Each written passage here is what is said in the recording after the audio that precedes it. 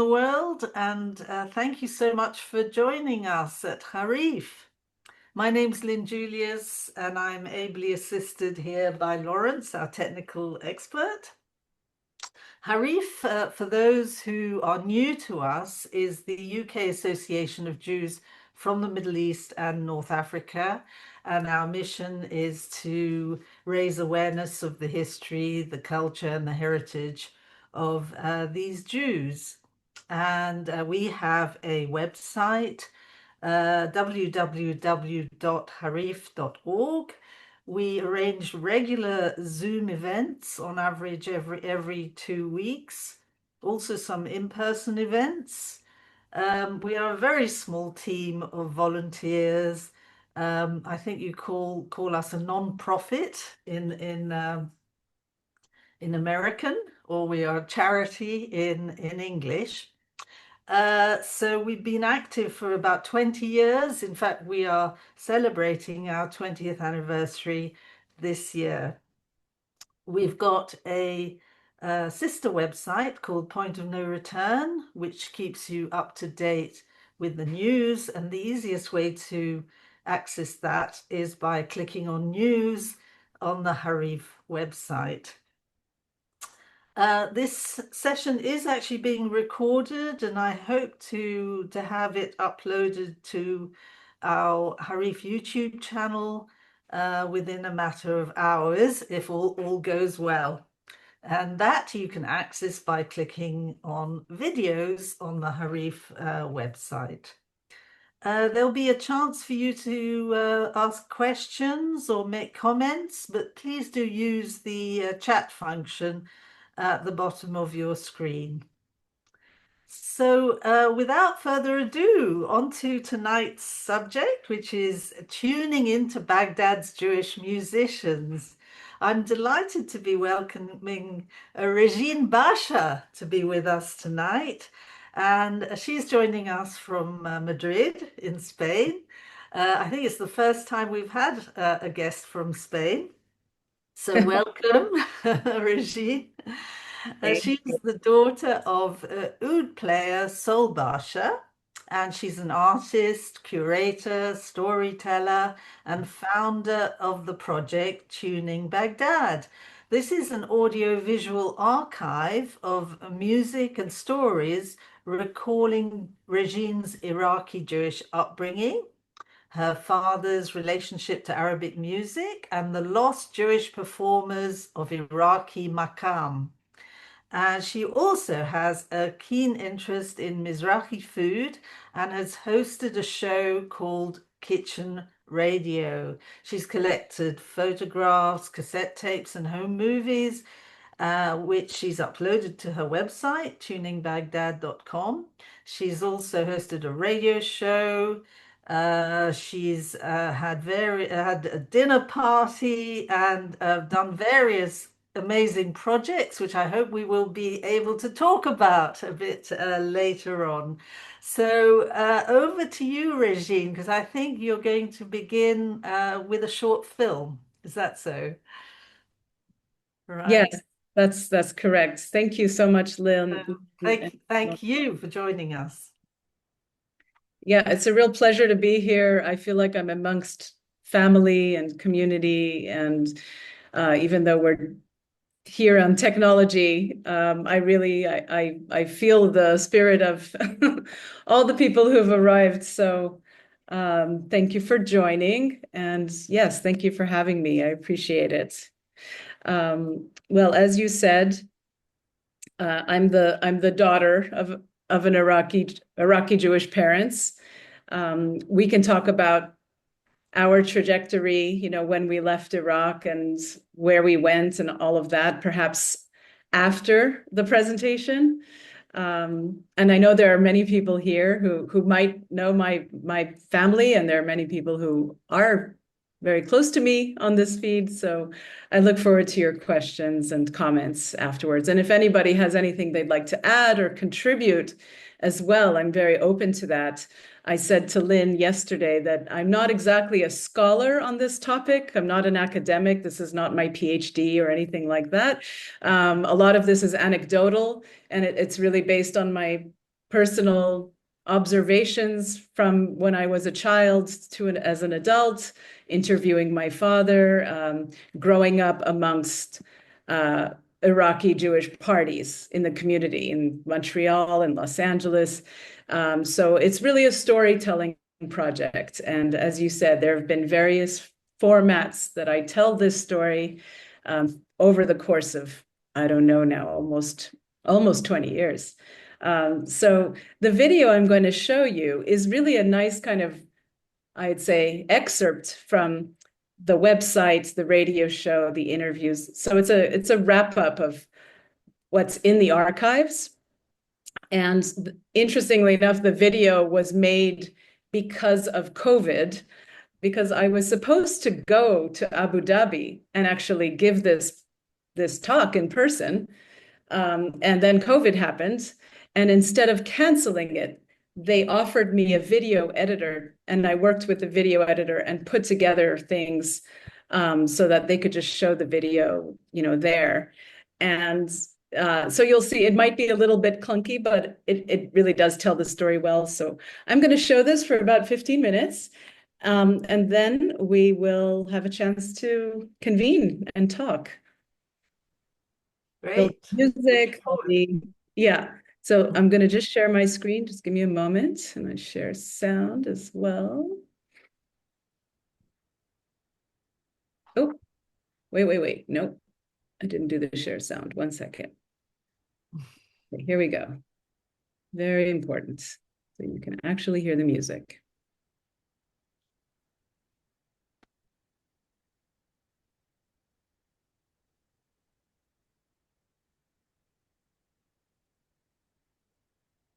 So much to Art Jamil for inviting me to participate in Michael Rakowitz's exhibition with my program Tuning Baghdad. Normally, I would be with you in person, sharing tea and stories while we watch this together. Inshallah, one day that will happen soon. Here, I will be sharing with you a selection of materials from my personal archive on the musical and cultural diasporic life of my family and extended community, coming from the Iraq's 150,000 Jews who were displaced and spread throughout the world in the late 40s and 50s. After grad school in the mid-90s, I found the stash, as I call it. Super 8mm films, VHS tapes, loads of cassette tapes from the 60s to the mid-90s, chronicling the parties, or challis as we called them, that my father and other Iraqi Jewish families held. Wherever we were based or traveled to, Montreal, Los Angeles, London, Tel Aviv, New York, Mexico City even, versions of these familiar parties would happen. It was always reliably the same food, bamia, tzbit, kubba shwandar, the same music, the same jokes, the same blessings for the children to marry, and community gossip and laughter in the kitchen. The music would sometimes continue throughout the evening until an Iraqi breakfast of my favorites, kemak and tamar with pita, was served in the morning. As a child, I was taken to other house parties and was put to bed in the room with all the coats and handbags, drenched with the smell of perfume and the sound of Iraqi Maqam lulling me to sleep. My father played the oud, or the violin, and my mother was always actively persuading people to dance. When I found all this material years later, I realized that I had found the only evidence of Iraqi Jews fully in their skin. In the diaspora, the same Judeo-Arabic dialect was maintained at home, but the adopted language was always spoken outside of the house. It dawned on me that I grew up witness to the last community to have lived in Iraq relatively peacefully, after a 3,000-some-year history of integration there in the region. Later, I learned that I also had witnessed performances of Iraqi Maqam, a specialized set of scales unique to Iraq, in its diasporic form, which prompted me to do this project in 2006. The weight of these histories hung over me as I endeavored to learn more from my dad. But, unsurprisingly, his attempts to transmit the magnitude of this history and the history of Challi culture landed like poetic fails, trapped in the fragility of analog media.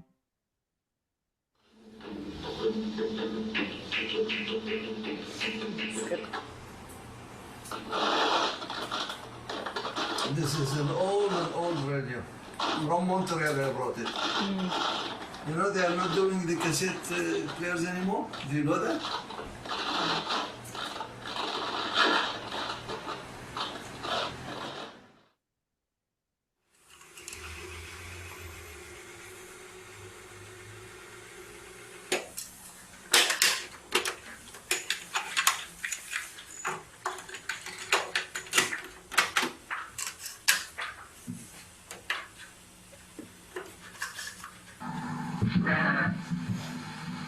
This is a party?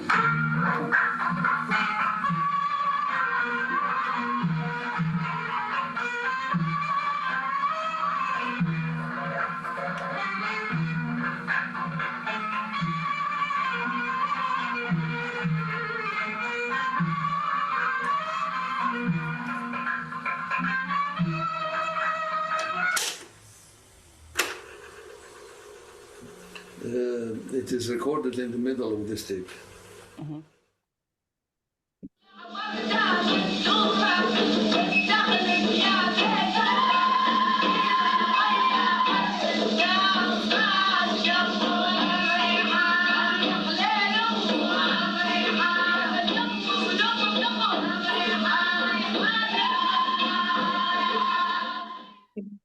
That last clip featured one of the last performances of the Dakakat, a group of women who sang during the bride's henna party. My father, seated in this image, was taught to play the oud and the violin in Basra by a blind teacher before he fled Iraq in 1946. Blind music teachers were coming out of Dar Muassat al-Minyam, which was a charity school for Jewish blind children that turned out dozens of virtuosic musicians who became the teachers of future Iraqi musicians. Later, when reconnected with his friends in the diaspora, he was the one to round up the musicians for the Chagris, sometimes including Lebanese or Palestinian kanun players or dumbak players when there were not enough community members who knew how to play the music. In these cases, they would then default to the usual Egyptian repertoire, with Abdul Wahab, Kulthum, Abdel Halim Hafez, which they all loved dearly. And this interfaith ensemble was perfectly normal to them, as that's how it was in Baghdad as well.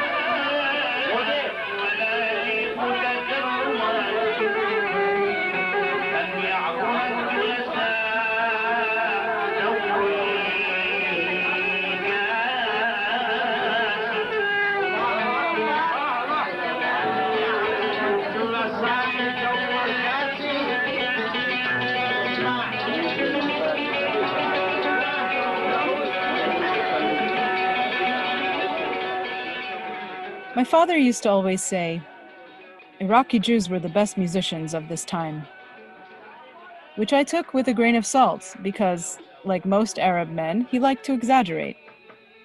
As I pushed to learn more, he helped me connect with some of the musicians still alive then that had performed and had had a career in Iraq before they fled the country. So with a grant, I ventured to a suburb of Tel Aviv, and I recorded a group that gathered to rehearse and perform for one another, illicitly in a preschool classroom at night. So the tuning that I refer to in Tuning Baghdad, for me refers to both the tuning of instruments at house parties, which I remember as a long, protracted affair, as well as to the kinds of internal adjustments people would have to make in order to reenact the Chagri and embody the experience of being Iraqi.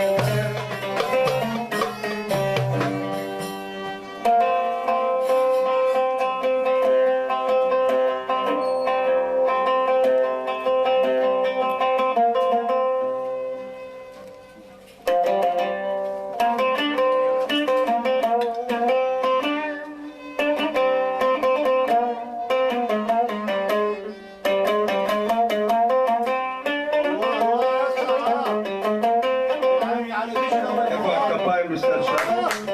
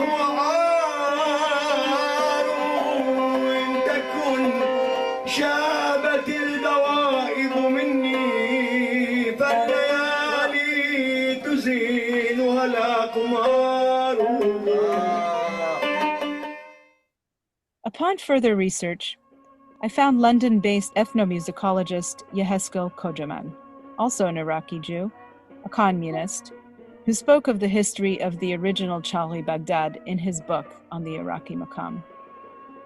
The first folkloric ensemble was composed of a santur, a kamanjoza, which is a violin, a one-string violin, a dumbek, and the daf, large tambourine instruments. And it later evolved into more orchestral amplified music. They often accompanied the maqam singer, who was more often than not Muslim, like Muhammad al-Kabanchi, for instance. Kojaman recounts how, in 1932, Tuning Baghdad represented Iraq in the first Pan-Arab Music Conference in Cairo, and how Kulthum visited them that year as well. He makes a point of contextualizing the music into the social fabric of the entire culture and asserts that the Jewish musicians of Iraq were musicians for all of Iraq.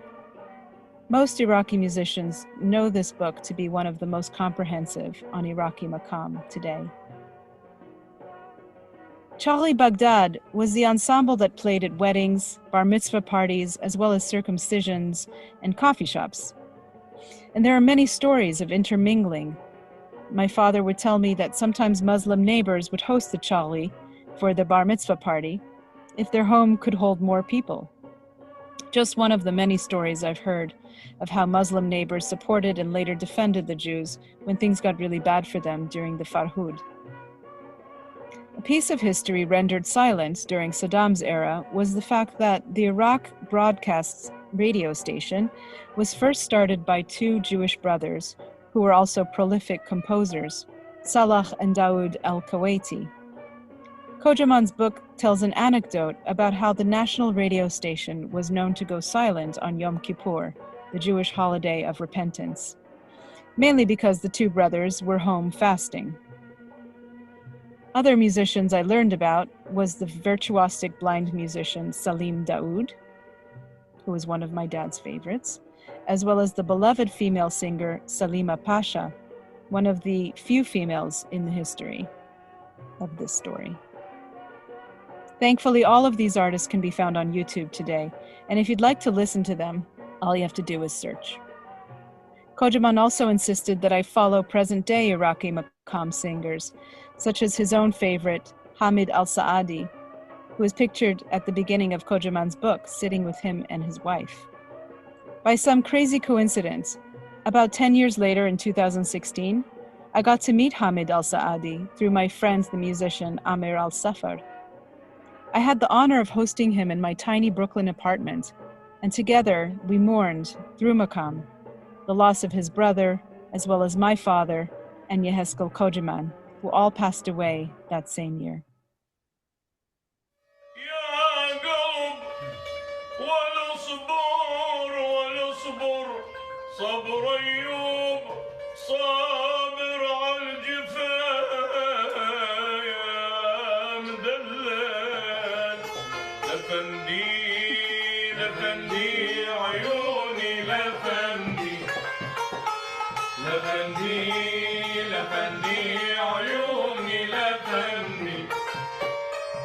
الله يخلي صبري صدر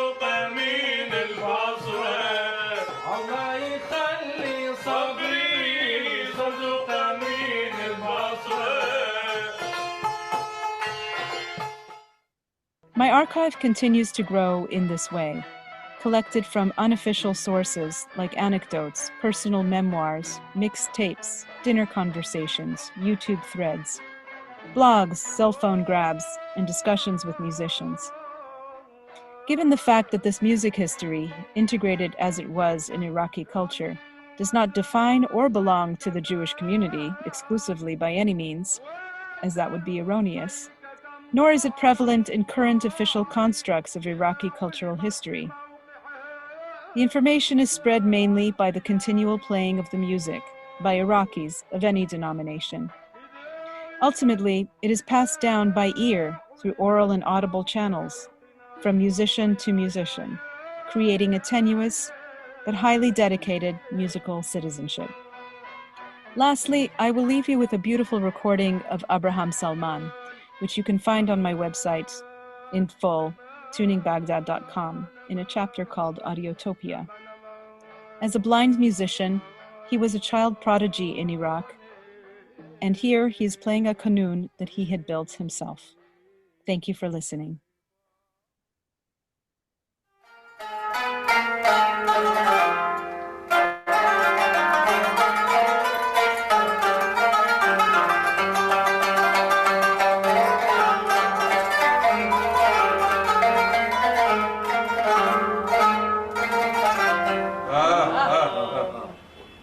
يلا ساعة غنوا. لا لا لا مقصرين شوية لا. بعدين.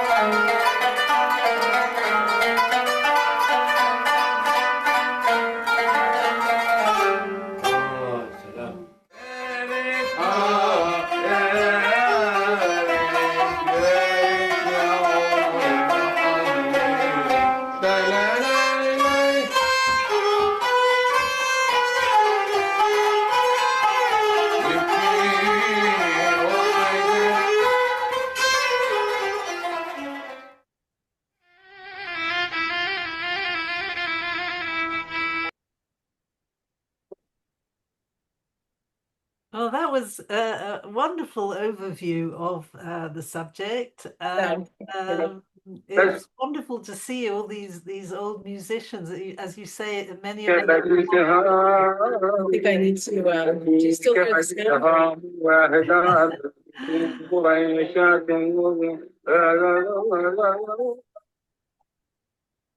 Just go back and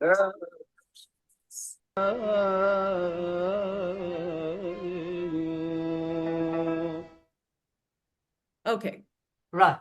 Now it's now those clips showing the parties with the chalri, they were taken in Israel, weren't they? Or were they? Oh no. In Iraq? Actually, none of them were in Israel. Really? Were in because we had left Israel in '69, and I think at that time when we moved to Montreal. And at that time, they got the video, the whatever camera, Super 8mm camera, I think. Okay, so the camera, yeah, it was really with the advent of the camera. Yeah. And then, so they were Montreal, Los Angeles, London. I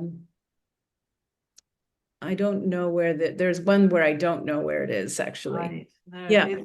Anyway, it strikes me as being very familiar because I remember from my own childhood those parties. I mean, we didn't have the music in my family. We had the bridge playing and the poker playing, but the ladies were always arranged like wallflowers along the edge of the room. There was always plenty of food and drink and conversation.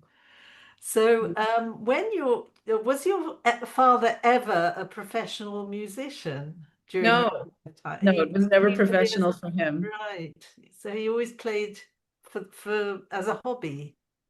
Well, the story he told me is that when they were in it was started in Basra, um, his mother brought a musician, like a tutor, for his older brother. Hmm. And my father was much younger. And he would listen to my older brother just go completely awry, like he was terrible at it. Father, sort of picked it up just from sitting next to them. Amazing. Yeah, I guess he had the musical ear and Yeah. the brother did not. Isn't. Yeah. So he took it on, and yeah, he could play quite a few instruments, in fact, but not the qanun, but violin and the oud. Right. But yeah, it was never professional, no. No. And you were telling me that the qanun can be played in two different ways. Well, we saw an example actually. So Abraham Salman plucked it, and that's the qanun. But when you saw towards the end, in my apartment, the singer and the player playing it with Amir was playing it with what do you call them? Dulcimers. Mm-hmm. That's when they call it a santur. Right. Mm-hmm. And it's a variation. I mean, Right. santur is often something you'd see in Iranian Persian music, actually, more Right. than Iraqi. Right. Um, This whole story of the Jewish musicians is quite remarkable, isn't it? Because at one point, nearly all the musicians in Iraq were Jewish, weren't they? Yes, there's something that actually Kojaman describes in his book that I think is, and I don't go into detail here, but it's quite fascinating, the social construct of the music scene. And he talks about how instrumentalists were mostly Jewish because it was like more prestigious for people to be singers, for the Muslims to sing, Quranic tradition. Maqam comes from Quranic tradition, so it's like the singers were Muslim, and then instrumentalists perhaps were more so Jewish. And then also there was that Jewish school for the blind. Yeah, for the blind. Yeah. Just that piece of information, I mean, if you look in his book, there's a photograph of this school and all these blind people, and they're all musicians, Yeah, yeah, amazing, isn't it? I think it was called the Laura Kaduri School, wasn't it, for the blind? I'm not sure. I have in the book it says something like Dar Muasset Al Minyam, but there may be a Laura Kaduri sponsorship of it. They could have Maybe financed someone here knows. Maybe somebody does know. Maybe Sammy sure knows. someone knows more. Yeah. But it's interesting that the idea was to give the blind some sort of means of earning a living, wasn't it? Rather than beg on the streets, which I think was very kind of forward thinking, wasn't it? Yes, apparently they brought a Turkish, it was Ottoman times since then, so they brought a Turkish oud player, and he came and taught everybody. That's the lore. Yeah, that's interesting. And did your father ever? Sorry to interrupt, but there are stories of present day. I only know this because I became friendly with the Iraqi Maqam singer Hamid at the end, and he told me that many non-Jewish, Iraqi musicians were taught by those blind musicians. That was very common. Right. But I think originally there was an imam or a mullah who said that Muslims should not play music or should not be taught music, and that's how it became a kind of Jewish profession. Yes, perhaps, yeah. Well, there was that transition from ritualistic music to then folkloric music, like Charlie Baghdad is considered in posterity as like a folk band Yeah. for communal parties. And then there was a modernization period later, Right. with recording music and Egypt, following in the steps of Egypt, that went to film and big soundtracks and orchestral sounds. And that's when the Iraqi brothers, Kuwaiti, started composing what they called modern music that was secular, and that was about love, and that was about longing and loss and things like that. And they were sort of, from my understanding and what Kocaman had written about, they were sort of emulating the Egyptian culture, because that was very popular in the 40s, right? In the 30s and 40s. Right. So there's an arc to like the value of music, and how it went from religious to secular. And one thing I don't talk about here in my presentations at all is in fact Iraqi-Jewish piyutim and ritualistic music, religious music in the synagogues. And I know we have someone on the screen here, Sarah Menasse, who's actually expert on this. Expert. Yeah, we're very, very fortunate to have her and others who are very knowledgeable about this subject. Absolutely. Maybe we'll hear from them a bit later. So I just wanted to know if your father ever met the Al-Kuwaiti brothers.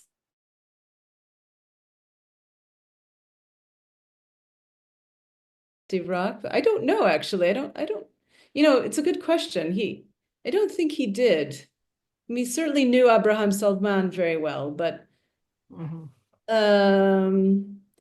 it's possible that, he was maybe a little younger than them. So I don't think so. Right. And of course, there was this big wrench, wasn't there, in at the late 1940s, when these musicians were faced with the terrible dilemma. Do they stay on in Iraq? Do they play to an Arab audience, or do they join the airlift to Israel and risk losing their whole careers? In the exactly in the interview I did with Abraham Salman and his wife, which appears on my website on tuningbaghdad.com. His wife says very sadly, we lost our whole following when we left, and now we just play for each other in our living rooms and things like that. And then she said that there were still some people who tried to reach out to her to get his CD. He had put out a CD in the mid 2000s or like 2002. I can't remember, but that people from Saudi Arabia and different parts of the Middle East were trying to get it, trying to order it, and that he still had a following, but very difficult to be in touch. Yes. So then came the sort of the worst thing was to be kind of erased from Iraqi culture, wasn't it? In a way that their music kept being played. I'm thinking of the Al-Kuwaiti brothers, but it was never attributed to them. It was sort of anonymous, or they said, oh, it's folklore, and so that was knew that actually composed all this music. Yeah. Apparently in official histories, it has been erased. But interestingly, I mean, the reason why I actually I was put in touch with Hamid Al-Saadi is because he's one of the musicians who speaks very openly about the Jewish contribution, and actually when he performs, he says, when he's singing a song that was written by Salah and Dawood al-Kuwaiti, or when there's a Jewish origin or context, like he sings a song that's called it's not Awafi. What's that song? Oh my goodness, I'm losing. Afaki. If some of you know this song, it's kind of the one they sing at hennas. Yes, exactly. It's like the mother, kind of in a cheeky way is congratulating the bride on how she coyly manipulated her Yes. away from Yes. her. This Oh, crazy that's right. song, and he sings that publicly, and then he says this was a song sung at Jewish hennas. Yes. Yeah, Yeah. it's nice. That's why I say at the end that there are musicians that do carry the tradition forward, even whether or not they're Jewish or not, because they feel that strong connection to the music in a joint way, like in a kind of community way. So I was very moved when I heard Yes. that. Yes. That's very interesting that something so Jewish could have kind of transferred to sort of general culture in a way. Yeah. Yeah. Yeah. Fascinating.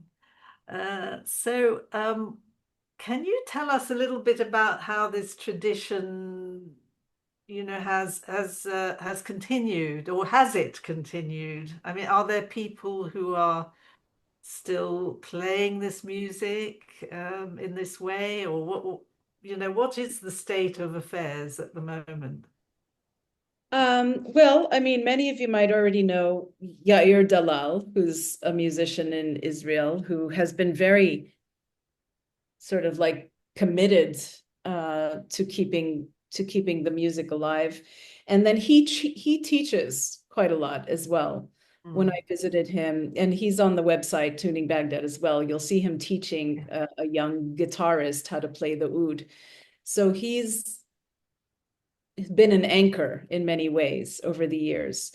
But I would also say that, interestingly enough, a lot of the grandkids of these musicians, nephews, grandkids, grandnephews, a lot of them in Israel are picking up this music and singing. I mean, it's very interesting. They're either singing the originals or remixing Mm. them Yeah. and making it their own. But I do try to keep track. I have a kind of YouTube playlist of some of my favorite younger musicians, and not only Iraqi, but also Moroccan, or, different, I mean, different MENA cultures. There's yeah, especially Moroccan, Algerian. There seems to be quite a lot of young people, pop stars and things like that. It's really incredible. Yeah. And these are on your website, if we want to No, listen to them? no, they're not. No. Website was created a while ago, and Okay. no, I just sort of keep track on, looking at YouTube and things like that. Yeah, and Instagram. I guess Instagram has become a way. Yeah, that's for another presentation, I suppose. Yeah, that's Younger another people. presentation for another time. And Yeah. do you play an instrument yourself? I do not. I mean, I can play the dumbuk in The a kind drum. of like Yeah, follow along with a yeah. song kind of way, but no, I don't. I tried to play the violin. It was Uh, very hard. Not a violinist. it's not easy, is it? Yeah, no, that So, wasn't my forte. I'm a music enthusiast, though. I do actually, in my other sort of parallel life as a curator, I do work with a lot of artists who work with experimental music and sound. So mhm. I just love to be around it and write about it and talk about it and be engaged with it. Yeah. Music for me is definitely like an art form that speaks to me very deeply. So I think a lot of it has to do with the fact that I grew up around it and went to sleep with it in Yeah, my head all yeah, the time. yeah. So you got carted around from one party to another and put with the coats in the. Yes, I really didn't appreciate it at the time, let me just say. Not at all.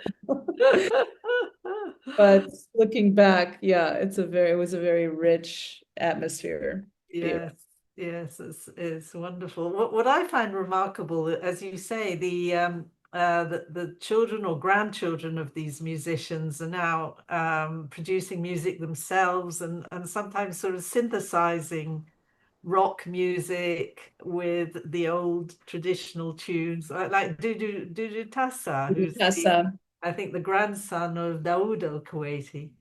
And Well, he's actually the yeah, yes, he's the grandson of Dawood al-Kuwaiti, and what does he say? I guess Salah al-Kuwaiti was his his great uncle, right? Uncle, right. Yeah, Yes, yeah. yes. So yeah.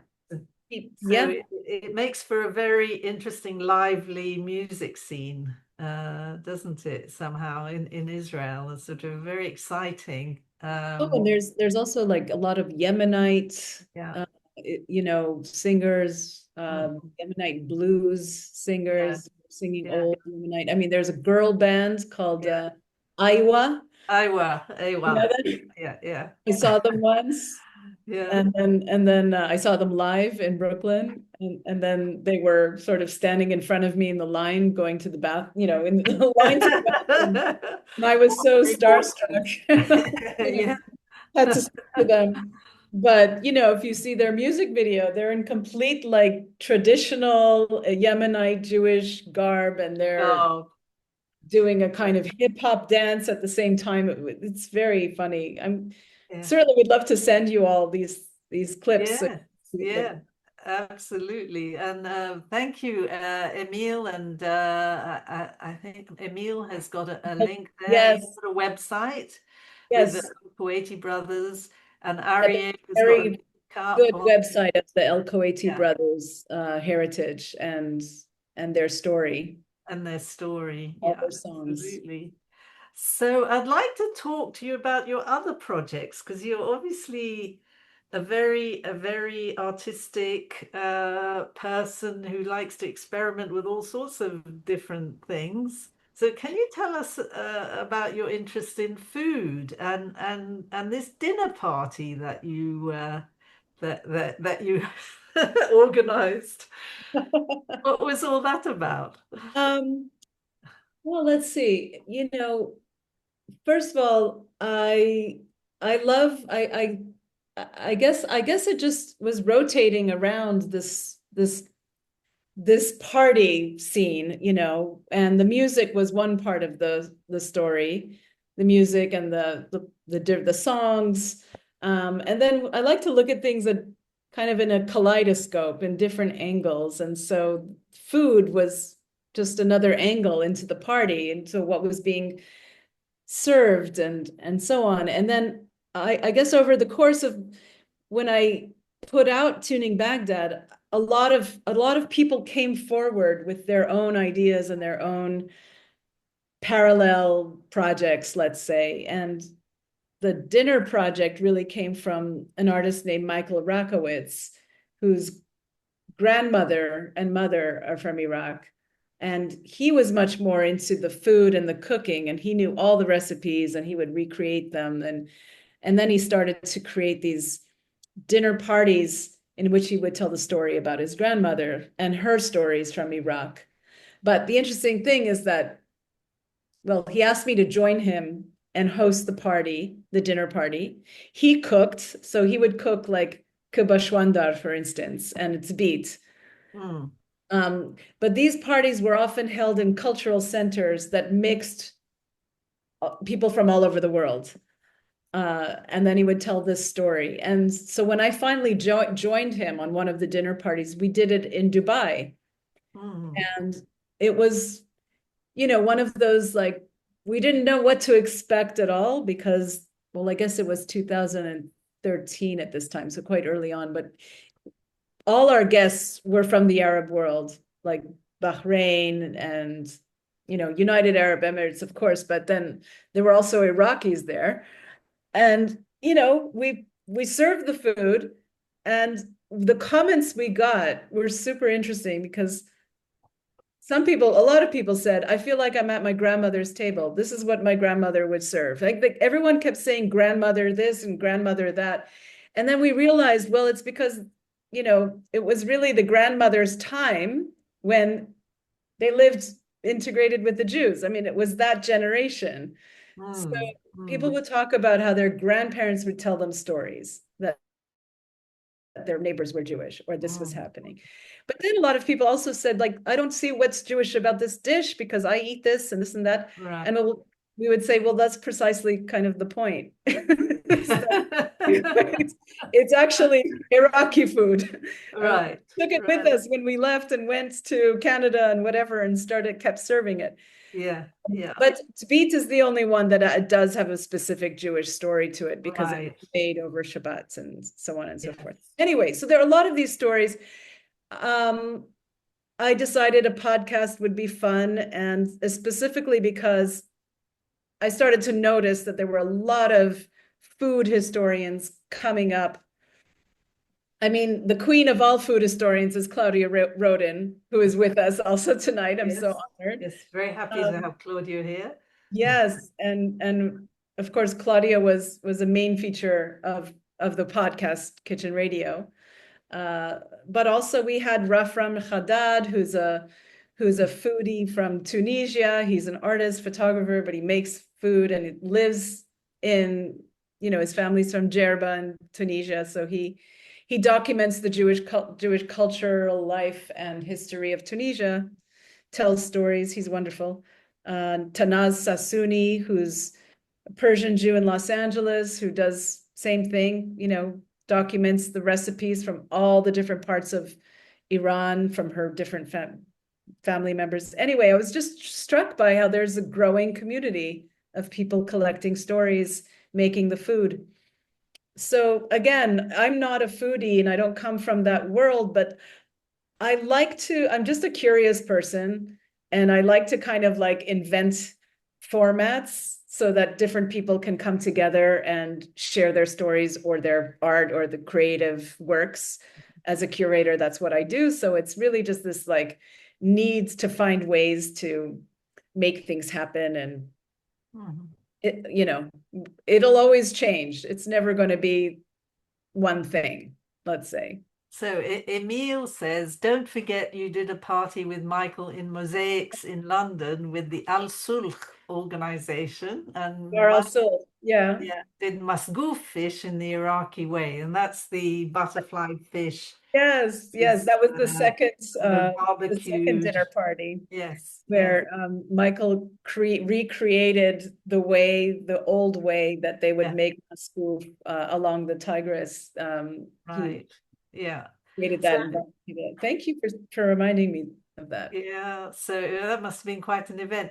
It sounds like Michael sounds like quite a character. I think I remember somewhere reading that he got this dinner service from Saddam Hussein or something and served the food on it. I don't know. Yes, he found the plates. Yeah, he found the plates. And served the food on this. And then another thing he did was, I think he did a sculpture. Yes. In the form of an Assyrian winged, what is it called? A winged yes, of some description, made of tins of date syrup. Is that right? Yeah. Mm-hmm. So quite an unusual character, this fellow. Well, he's an artist of a generation, where we call it like revisionist history.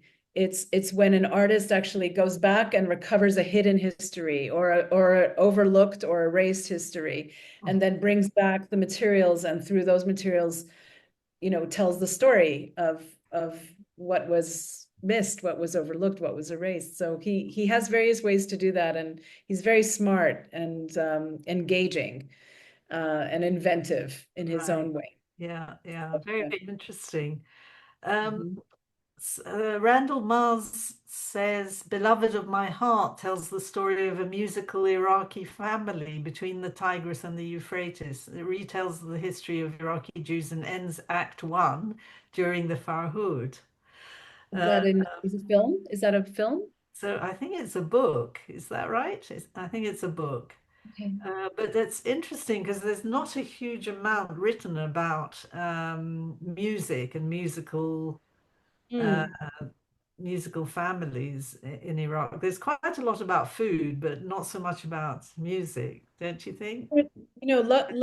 I've started a collection of memoirs, like people's personal memoirs. So I have a book collection, and But as you say, yes, I mean, of course, it's just super fascinating. There's a lot of stories and how people lived, how people left.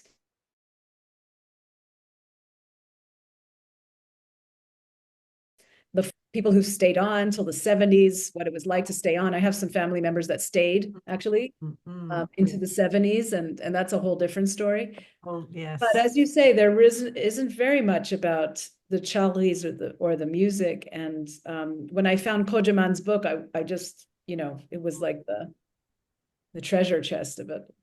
Yeah. Okay, so sorry, Emil I stand corrected. He says, not true. There are more books on music than anything else. Really? Emil, would you like to say something more about this? No? Not now? Oh, well, he says it's not possible now, but maybe a bit later. No, I would love to know.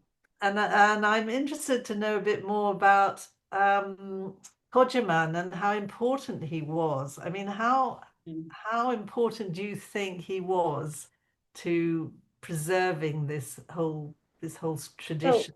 He was such a modest person for those who knew him. I mean, he was not, he was extremely knowledgeable. I understand that he also translated, everything into Arabic and, and Hebrew and back and forth. There was a lot of translations going on. I certainly don't know the breadth of it. I mean, there must be people here who knew him more closely and know the breadth of his work. But when I had the chance and the honor to interview him, Emil is showing the book there. Great. That's wonderful. Thank you. Yeah. Yes. So I actually met him in the company of Sarah Manasseh. I met him and his wife Habiba. Yes. But of course he did die, I think, in 2018. And I was looking up information about it. Apparently it was on the 11th of November. So oh my goodness. On today, 8 years ago. Oh, wow. Well, let this be a memorial to him in that sense. Yeah. In a way, this is a lovely tribute. Yeah. He was a very generous person. Yeah. And he had a very hard life, didn't he? He was in prison and that's right. Wasn't very straightforward. Yeah, that's right. And he wasn't a musician himself either. He was interesting. Apparently he just was a witness. Yeah, that's very interesting. Okay, yeah, and thank you, Sarah, for putting up the information on the School for the Blind. Should I say what's joined first? Yes, Emil, perhaps. Yeah, Sarah and perhaps Emil would like. First, Emil. Sarah, would you like to say something more, perhaps about Kocaman?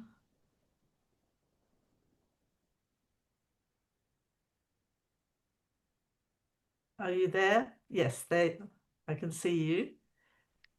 Hi. Hi. Yes, hi, Regine. Thank you so much. It's actually wonderful to hear not just about music, but about how the culture, the history, the food, and everything kind of links together. That's lovely. Sorry, I was just about to write more about Yehezkel Kocaman. I was very, very fortunate to have met him in 1989.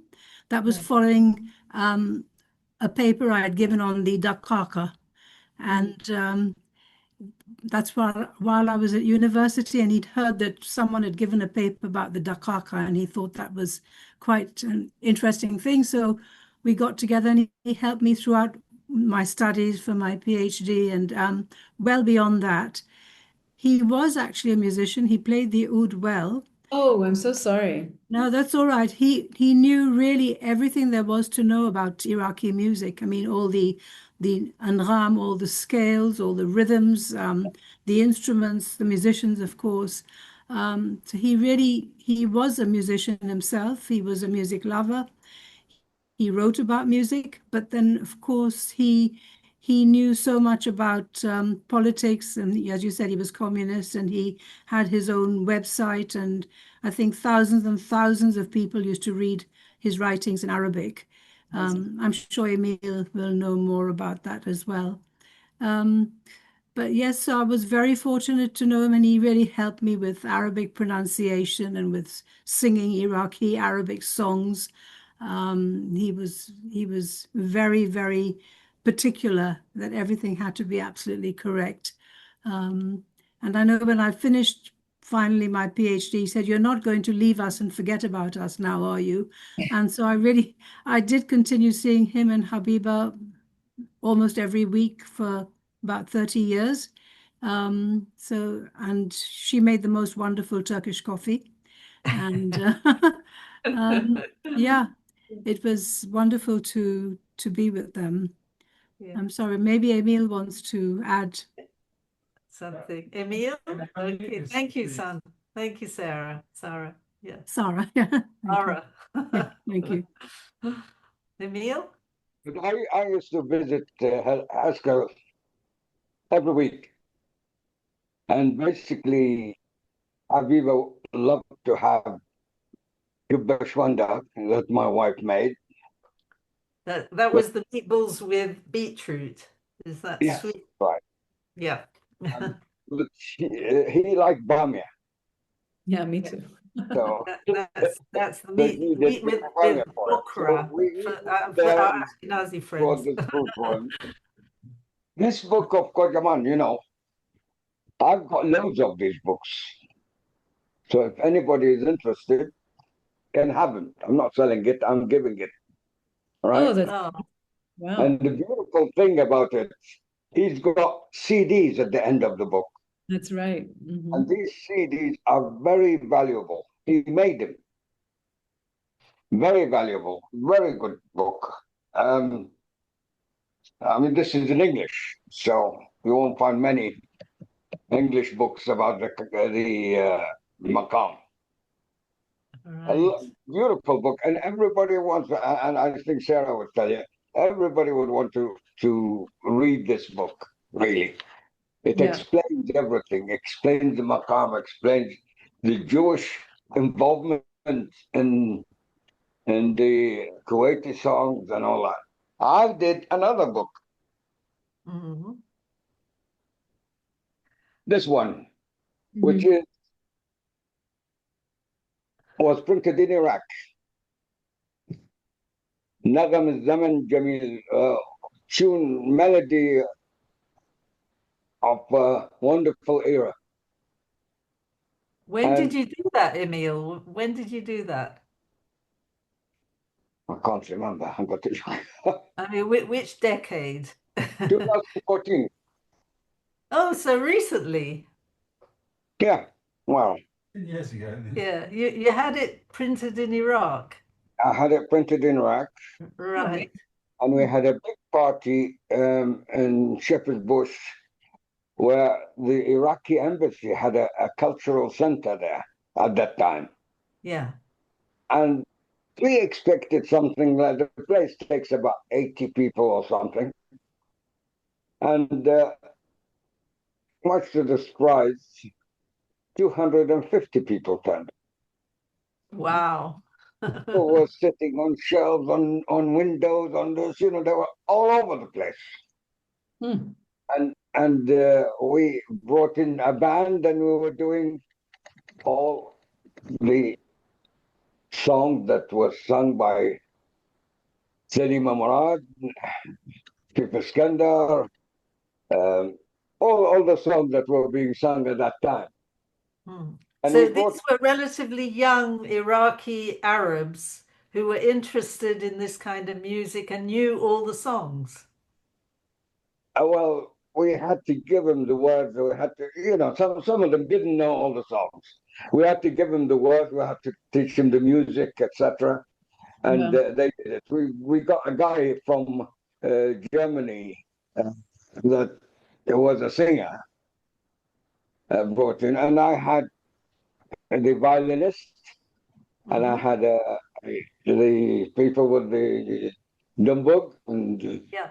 you know, I made up a band, and that was so highly successful. People, you know, I think people don't remember me by that thing alone. They all sort of, and a lot of people I didn't know turned up that evening. Did you Sounds get great. that one, Sarah?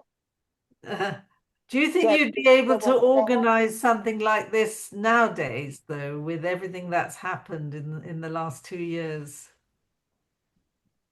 I don't think so. I don't. The mood is different now. I mean, Mm, the way I started was I brought in this guy from Australia. His name is Ismail Fadel. mhm, I and we started in SOAS, and we made, you know, a party in SOAS, and that went so well mm, because all sorts of people turned up, all Iraqis, and for a moment everybody forgot whether he was Muslim or Jewish or Christian or anything, and mhm, they loved the songs. Got no, you know, uh, art has got no religion, mm. you know, so it went really well. Everybody loved it, and Yeah. and Fantastic. then I took up the gauntlet, if you like, of Saleh Equati and spreading the word. Hmm. Yeah, Fantastic. that is great. So if anyone wants a copy of Kojaman's book, Yeah, can they yeah, write to yeah, you? yeah. Come to me and Yeah. I give him one. Wonderful. Okay. So or Thank write your email in the chat, or I can put people in touch with you, Emil. Yeah. You got my email anyway. Yeah, I know I have. I have. Just write to me at info@harif.org and I can pass on any requests to you. Yeah, okay. Yeah, Okay, do that. that's great. Lovely. So I don't know if there are any more comments there. Um, Unless Claudia wants to say something about about food. I don't know if well, she's feeling a bit shy, maybe. you. I wanted to just mention one thing in relation to what Emil said, if that's okay. Yeah, sure, You sure. mentioned Australia, and I wondered if you know this film that came out called On the Banks of the Tigris. Yeah. Oh, you all It was shown in London it was actually. shown in London? Okay, because I Yes. know that was At made. KW3, huh? Claudia is unmuted. Okay, so if Claudia Roden wants to say anything, you Oh, are muted. Yes, well, I'm just so thrilled to be here and to hear Regine. It's fabulous for me. It was of incredibly great interest. I just absolutely loved seeing all the videos and hearing you. And I must say, I did hear Kojaman play at my friend Sami Zubeida's many years ago and many times. And he was the most wonderful, kind, gentle, modest man, but he did play beautifully. It was very moving. thank you for saying that. Yes. Fantastic. And I also, don't know if I thought that he wasn't a play. Maybe I asked him at the time if he was still playing music, and maybe at the time of my interview, he said he wasn't anymore or something. And it stuck in my mind that he wasn't playing, but that was a very big error on my part. Clearly, he was. he was being modest. Yeah, probably. Yeah. Yes, And but also Michael Rakowitz's parties. I went to one of his parties in London, and it was also one of those things, magic moments, as I call them, yes. So it's wonderful that you're doing what you're doing. I think it's great for all of us. You're a big inspiration, Claudia, I have to say. okay, well, thank you very much indeed, Claudia. And so I think it's probably time to wrap up. And to say thank you so much to you, Regine, for most wonderful presentation. It's given us an insight into this amazingly rich world, which we hope is being, is still continuing. Really, is being handed down to, to the younger generation now. So I think we will do what we usually do, and that's have our commercial break, Yeah, exactly. advertising our future events. We've got lots of future events. And of course, the main event is next Thursday on the 20th of November, when we'll be having our annual commemoration of the departure and exodus of Jews from Arab countries and Iran. And that will be not just a commemoration, but a celebration of our culture and heritage. We've got music, we've got a Mizrahi disco, and we've even got belly dancing and food. So for those who can be there in person, I highly recommend it. Those who can't, you can follow us online. You can join the party online. The belly dancing won't be online. No, not the belly dancing online and not the food, unfortunately. But you can book your place online. Just go to the Harif website, all the details are there. And then we have a food. Oh, we're still a bit stuck. Yeah, I didn't get stuck. There we go. Beyond Latkes, a Sephardi Hanukkah. So we've got three ladies who'll be talking about the various traditions in Morocco, in Egypt, and in Iraq, how they celebrated Hanukkah and what foods they would prepare. In the new year, we've got something on Moroccan Jews in America. That's with David Ben Susan, who is well known to many of you from Canada. Then a film about Syria at the end of the month. And an interview with Philip Khazan, who's trying to get compensation or restitution for his family house, which is now the French embassy in Baghdad. There's a book launch, Rachel, that's in February, the story of a woman from Damascus told by her daughter. And then we've got a couple of events in March. I don't know if Lawrence has managed to. Yeah, oh, he's been very busy, Lawrence, has been uploading all these advertisements for future events. So we've got a fascinating talk by an expert on Jews in Turkey in the 19th century. And then we've got Linda Dangour talking about her new book, From the Tigris to the Thames. So we go full circle from Iraq, Iraqi music to Iraqi food.